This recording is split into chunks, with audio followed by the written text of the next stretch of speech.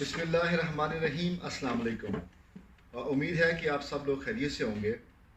آج کی ویڈیو میری ان دوستوں کے لیے ہے جو پڑھتے ہیں، لکھتے ہیں، سوچتے ہیں اور ہمیشہ جاننے کی کوشش کرتے ہیں۔ کہا جاتا ہے کہ بکس آپ کی تنہائی کا دوست ہوتی ہیں، لیکن بدقسمتی سے کہ آج کل کے موجودہ ٹیکنالوجی کے دور میں جہاں بہت ساری چیزیں موبائل کے آنے کی وجہ سے ہمارے سے چھن گئیں، ان میں سے بک بھی ایک ہے۔ اور بہت ہی کم چانس ہوتا ہے کہ ہم لوگ جو پڑھنے والے لوگ بھی ہیں وہ بکس آج کل کے دور میں پڑھتے ہوں۔ یا تو ہمیں ٹائم نہیں مل پاتا، یا پھر ہمیں بکس پرچیز کرنے کی اور بکس پڑھنے کی بھی عادت ختم ہو گئی ہے۔ آج اسی کو محسوس کرتے ہوئے میں کوشش کر رہا ہوں کہ ہر ویک میں آپ کو ایک ایسی بک سے متعارف کراؤں کہ آپ اس بک کو پڑھیں جب بھی آپ کو وقت ملے۔ تو شروع کرتے ہیں کہ آج کی بک، اس ویک کی بک جو میں نے پڑھی، آج کی ویڈیو میں 3 حصوں میں ڈیوائڈ کرتا ہوں کہ یہ میں نے بکس مجھ سے کیسے پڑھنے کا اتفاق ہوا۔ تھوڑا سا بریفلی آپ کو بتاؤں گا کہ اس بک کے آتھر کے بارے میں، اگر آپ اس کے آتھر کے بارے میں نہیں سنیں گے تو اس بکس کا پرپس جو ہے نا وہ میرے خیال میں آپ کو سمجھ نہیں پائے گا۔ لیکن بک کا ٹائٹل اتنا سیلف ایکسپلینیٹری ہے کہ آپ جب ٹائٹل ہی سنیں گے تو آپ کو ہاف آف دا بک جو ہے نا وہ بڑا آپ کو سمجھ میں آ جائے گی کہ اس بک کے اندر کیا پاسبل ہو سکتا ہے، کہ بہت ہی ہارٹ ٹچنگ بک ہے۔ میں نے پڑھی اس طرح کہ جب میری اسپائنل کارڈ سرجری ہوئی اور میرا بہت سارا ٹائم جو ہے نا، نہ صرف بہت سارا ٹائم بلکہ 24/7 میں، دوستوں کو پتہ ہے کہ میں بیڈ پہ تھا، کمپلیٹلی پیرالیسس تھی، تو اس وقت میں نے ڈفرینٹ بکس میں پڑھ رہا تھا۔ اور ایک دن میں نے نیورو سرجری پہ ایسے ریسرچ کر رہا تھا، تو میں نے دیکھا کہ ایک نیورو سرجن کی بک لکھی ہوئی تھی۔ وہ بک جب میں نے دیکھا تو آئی تھاٹ کہ یہ بک کسی پیشنٹ پہ ہوگی، کسی پیشنٹ کی سٹوری ہوگی، بٹ ایٹ دا اینڈ مجھے ریئلائز ہوا کہ یہ تو اسی ڈاکٹر نیورو سرجن کی اپنی کہانی ہے جو اس کی خود کی لکھی ہوئی ہے اور اس نے زندگی کے اپنے آخری سال میں لکھی۔ اس بک کا نام ہے وین بریتھ بیکمز ایئر، جس کا اردو اگر ترجمہ کریں تو آپ کو سمجھ آ گئی ہوگی کہ جب آپ کی ہوا، آپ کی سانسیں بن جائیں، وین بریتھ بیکمز ایئر۔ تو اس ٹائٹل میں بھی مجھے کافی جو ہے نا وہ ڈرائیو کیا کہ میں اس بک کو پڑھوں۔ اس کی بک کے رائٹر کا نام تھا پال کلنتھی۔ اس نے اپنی زندگی کے آخری سال میں یہ بک لکھی، اور اس بک لکھنے کے پیچھے ایک بیک گراؤنڈ تھا۔ اس کی عمر کچھ 36 ایئر تھی۔ جب انسان سوچنے سمجھنے کی عمر میں ہوتا ہے تو اس ڈاکٹر پال کے ذہن میں آیا کہ انسان کی لائف کیا چیز ہے، انسان کی آئیڈینٹی کیا چیز ہے، اور یہ ڈیتھ کیا چیز ہے۔ ان چیزوں کو دیکھتے ہوئے اس نے لٹریچر پڑھنا سٹارٹ کیا، کیمبرج یونیورسٹی میں رہا، دنیا کی بہترین یونیورسٹی میں رہا، اور بلاخر اسی چیز کو ڈرائیو کرتے ہوئے کہ اس نے سوچا کہ لٹریچر تو میں نے پڑھ لیا ہے، یہ ایسے ہی ہے کہ جیسے انسان سوئمنگ کے بارے میں لٹریچر تو پڑھ لے لیکن یہ نہ پتہ اسے چلے کہ ہاؤ ٹو سوئم۔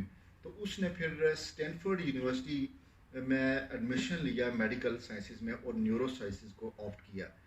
اب 10 ایئر کی سٹرگل کے بعد جب وہ اپنے نیورو سرجری کے لاسٹ ایئر میں تھا تو انفارچونیٹلی اس کو کینسر ڈائیگنوز ہوا، اور وہ بھی لیول 4 کا تھا۔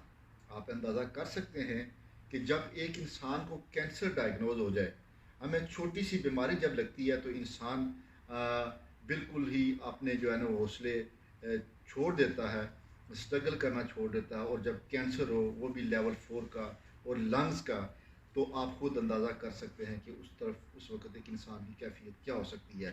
لیکن جب اس کو ریئلائز ہوا کہ میری 10 ایئر کی اسٹرگل تھی، میں نے زندگی میں لوگوں کو سرو کرنا تھا، اور آج مجھے میری زندگی پتہ نہیں اس کے بعد کتنی ہے۔ اس نے اپنے ڈاکٹر کو کنسلٹ کیا کہ میری کتنی زندگی باقی ہے، کیا میں اس اپنے پروفیشن کو کنٹینیو رکھ سکتا ہوں، نہیں سکتا۔ اگر میری زندگی زیادہ ہے تو میں پھر اپنے پروفیشن کو کنٹینیو کروں اور میں جتنی بھی زندگی ہے لوگوں کو سرو کروں۔ اگر کم ہے تو پھر اس نے ڈیسیژن لیا کہ میں، اگر میری زندگی بہت کم ہے تو میں پھر لکھنا شروع کروں، اور میں اپنی فیملی کے ساتھ زیادہ سے زیادہ ٹائم سپینڈ کروں۔ پھر ایسا ہی ہوا کہ اس کو اپنی اس ڈاکٹر نے کہا کہ یہ آپ پہ ہے کہ آپ اپنا کتنا کس طرح ڈسین کر سکتے ہیں. اس کو اندازہ ہو گیا تھا کہ انیشلی دنوں میں جب ڈاکٹر نے اس سے کہا کہ آپ اپ ٹو یو کہ آپ اپنی لائف کا کیا ڈیسیژن لیتے ہیں, تو ڈاکٹر پال نے اپنا پروفیشن اسی طرح کنٹینیو رکھا اور لوگوں کی نیورو سرجری کرتا رہا. اور ساتھ ساتھ وہ بک بھی لکھنا سٹارٹ کر دی جس کا نام ہے وین بریتھ بیکمز ایئر. یہ بک لکھی کی 2014 میں, اور 2015 میں ڈاکٹر پال کی ڈیتھ ہوئی.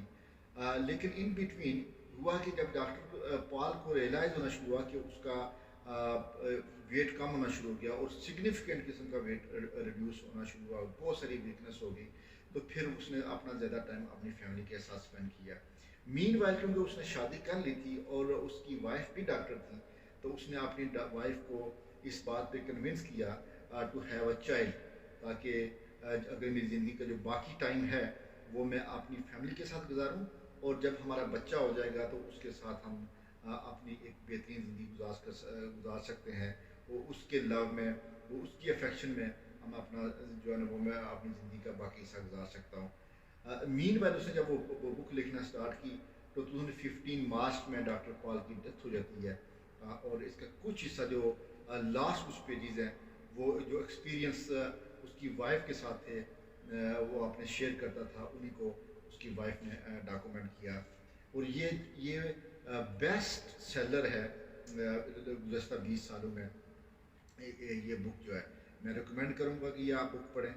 جو لیسن میں نے اس بک سے لرن کیے وہ ڈاکٹر پال نے اپنی بک میں کہا کہ life is not about suffering, life is about finding its meanings. تو ہمیں کہنے کا مطلب یہ ہے کہ لائف, اگر آپ کو زندگی میں کہیں آپ ٹف سچویشن میں آ جاتے ہیں, جب آپ کی موت سرٹن ہو, بینگ اے مسلم ہمیں اس چیز پہ یقین ہے کہ کسی وقت بھی ہو سکتی ہے, لیکن جب آپ کو سرٹن ہے تو پھر ہم اس کے لیے ایک پرپزفلی لائف گزاریں.